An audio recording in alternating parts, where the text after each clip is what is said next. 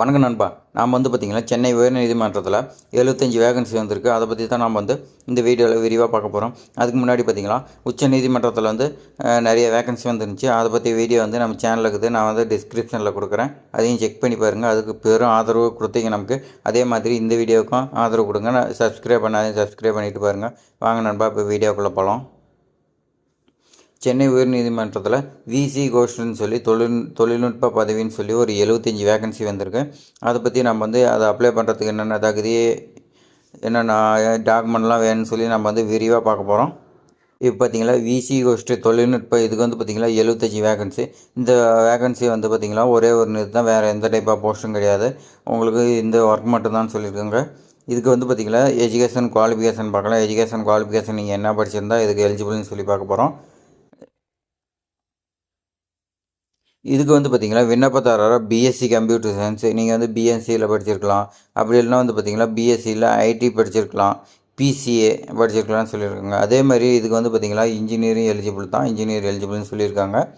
ஆனால் பார்த்திங்கன்னா இன்ஜினியரில் பார்த்திங்கன்னா கம்ப்யூட்டர் சயின்ஸ் படிச்சிருக்குன்னு சொல்லியிருக்காங்க. இல்லைனா மென்பொருள் பொறியாளர் படிச்சிருக்கணும், இல்லைனா ஏஐ மற்றும் இயந்திர கற்றல்னு சொல்லி படிச்சிருக்கணும்னு சொல்லியிருக்காங்க.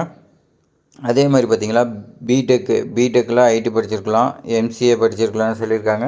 அதே மாதிரி பார்த்திங்களா எம்எஸ்சி கம்ப்யூட்டர் சயின்ஸும் இது எலிஜிபிள்னு சொல்லியிருக்காங்க. எம்இ கம்ப்யூட்டர் மென்பொருள் பொறியாளர் இதுவும் எலிஜிபிள்னு சொல்லிட்டாங்க. நீங்கள் பார்த்திங்களா கிராஜுவேட்டு போஸ்ட் கிராஜுவேட் ரெண்டுமே எலிஜிபிள். ஆனால் இதில் என்ன பேசிக் ஒன்று வச்சுருக்காங்க பார்த்திங்களா கம்ப்யூட்டர் சயின்ஸுங்கிறத நீங்கள் உங்களுக்கு தெரிஞ்சிருக்குன்னு சொல்லியிருக்காங்க. அடுத்து பார்த்திங்களா ஏஜ் லிமிட் பார்க்கலாம். ஏஜ் லிமிட்னு பார்த்திங்கன்னா 35 வயசுன்னு சொல்லியிருக்காங்க. மினிமம் 18லேருந்து அதிகபட்சம் 35 வயசுக்குள்ளே இருக்கணும் அப்படின்னு சொல்லிட்டாங்க. இதுக்கான ஏஜ் ரிலாக்ஸேஷன்லாம் அஃபிஷியல் நோட்டிஃபிகேஷனில் இருக்கும், செக் பண்ணிக்கோங்க. அடுத்து இதுக்கான சம்பளம் பார்த்திங்கன்னா 30,000 சொல்லியிருக்காங்க. மாதம் பார்த்திங்கன்னா 30,000. விசி கோஸ்ட்டுக்கு இதுக்கு 30,000 ஸ்டார்டிங்லேயே கொடுக்குறாங்க. அப்போ இந்த ஜாப் கிடச்சின்னா உங்களுக்கு லக்கு. அதே மாதிரி பார்த்திங்கன்னா போக போக உங்களுக்கு இன்னும் அதிகமாக தான் சம்பளம் போயிட்டு இருக்கும். இந்த ஜாப் கிடைக்கிறது உங்களுக்குலாம் லக்கு, கண்டிப்பாக கிடைக்கும். நம்பி அப்ளை பண்ணுங்கள். செலெக்ஷன் ப்ராசஸ் பார்க்கலாம். செலெக்ஷன் ப்ராசஸ்னு பார்த்திங்களா எழுத்து தேர்வு. இது அப்ஜெக்டிவ் டைப்பு சொல்லியிருக்காங்க. இது பார்த்திங்களா 4 ஆன்சர் கொடுத்து அதில் எது கரெக்டாக அந்த மாதிரி கேட்குற மாதிரி இருக்குதுன்னு சொல்லியிருக்காங்க. அதே மாதிரி பார்த்திங்களா டாக்குமெண்ட்ஸ் இருக்குதுன்னு சொல்லியிருக்காங்க. டாக்குமெண்ட் வெரிஃபிகேஷன்லாம் முடிஞ்சு அடுத்து பார்த்திங்களா ஃபைனலாக உங்களுக்கு இன்டர்வியூ இருக்குதுன்னு சொல்லியிருக்காங்க. இந்த இன்டர்வியூவில் யார் பாஸ் பண்ணுறாங்களோ அவங்களுக்கு மட்டும்தான் பார்த்திங்களா இதுக்கு போஸ்டிங் கொடுப்பறதா சொல்லியிருக்காங்க. அதுக்கு மாதிரி பார்த்திங்களா அப்ளை பண்ணுறதுக்கான அப்ளிகேஷன் ஃபீஸ் பார்த்திங்களா எல்லா எஸ்சி எஸ்டி பிசி எம்பிசி எல்லாத்துக்குமே பார்த்திங்களா கட்டணம் 600 சொல்லியிருக்காங்க. இது ஆன்லைனில் தான் பே பண்ண சொல்லியிருக்காங்க. இது எப்படி அப்ளை பண்ணலாம்னு சொல்லி பார்க்கலாம்.